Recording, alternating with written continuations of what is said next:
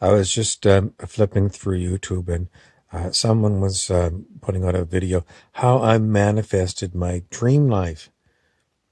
And just before that, I watched Dr. David R. Hawkins. Now, if you don't know who David R. Hawkins is, he was a psychiatrist who had one of the largest psychiatric practices in the United States.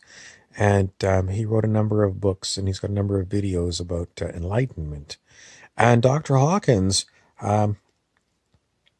says there's no doer. There's no doer. In essence, what you call I, that you're taught in grade 3, I walked the dog, and when you're learning to spell, Dr. Hawkins says that's not really the way things work. It's the way we say proper English. But Dr. Hawkins said that there is no doer. It's kind of, the Buddhists go into some of this stuff too, as whether there is an I, something that does it. Dr. Hawkins said it's consciousness. He does say there's consciousness, but he said consciousness is autonomous from what we call me, or what we call I.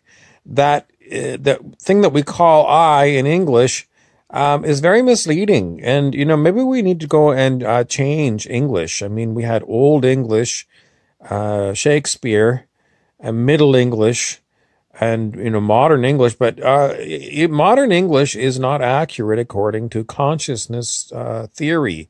It's not even theory, it's consciousness. You have to have a bona fide spiritual master, someone who has a very high consciousness calibration, someone who is a sage, which starts around 700 on the scale of human consciousness.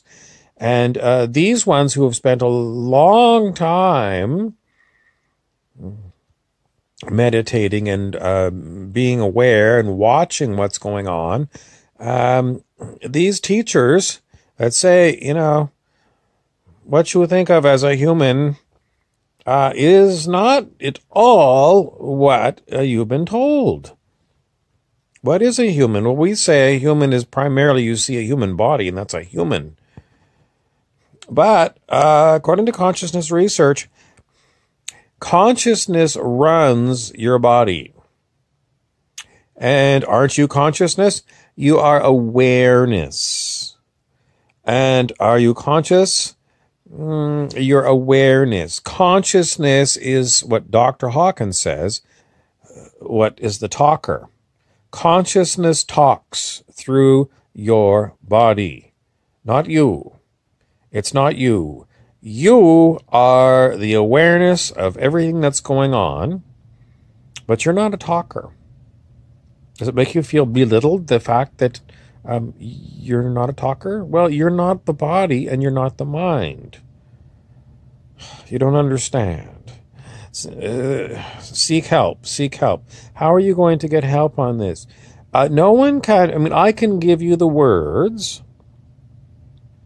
And, okay, so this is the little I and the big I.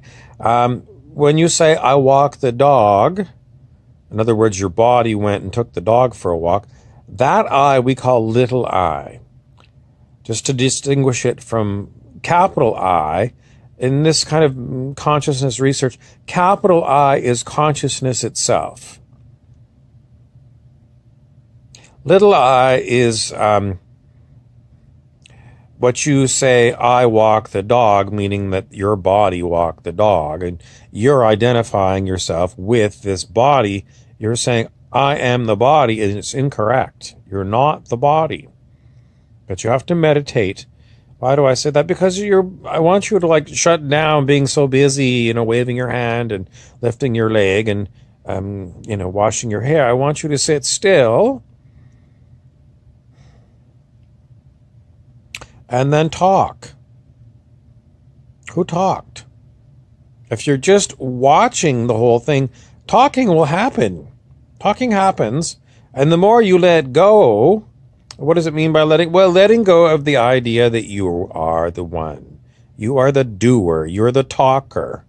You're the one that walked the dog.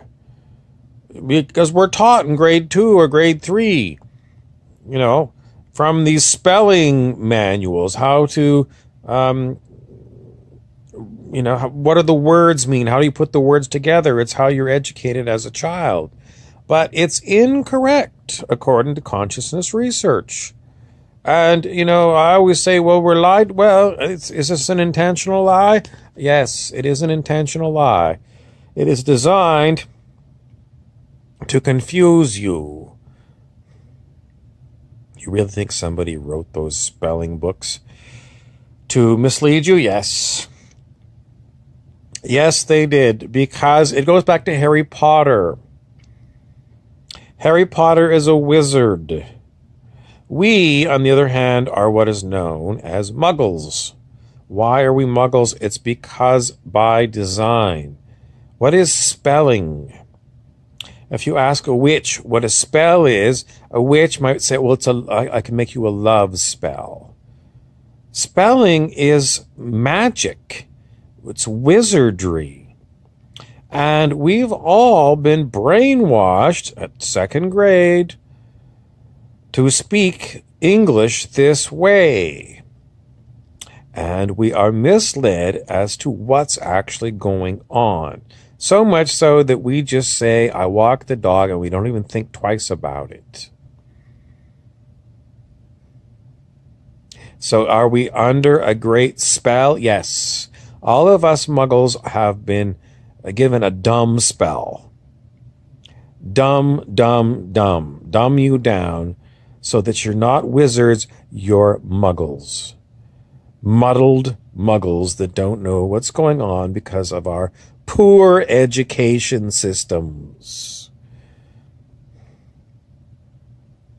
Poor education systems because the teachers spell you.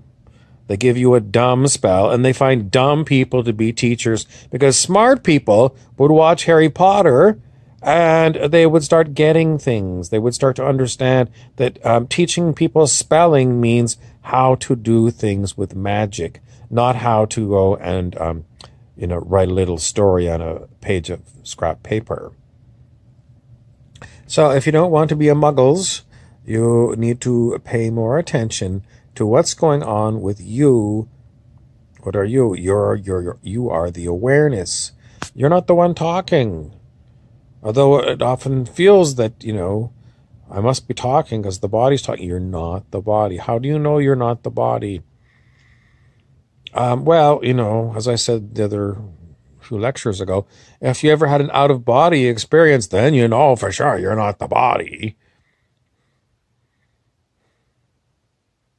You know you're not the body because when someone drops dead, you got a dead body lying there. And where's the person that used to be, the conscious thing that was inside the body?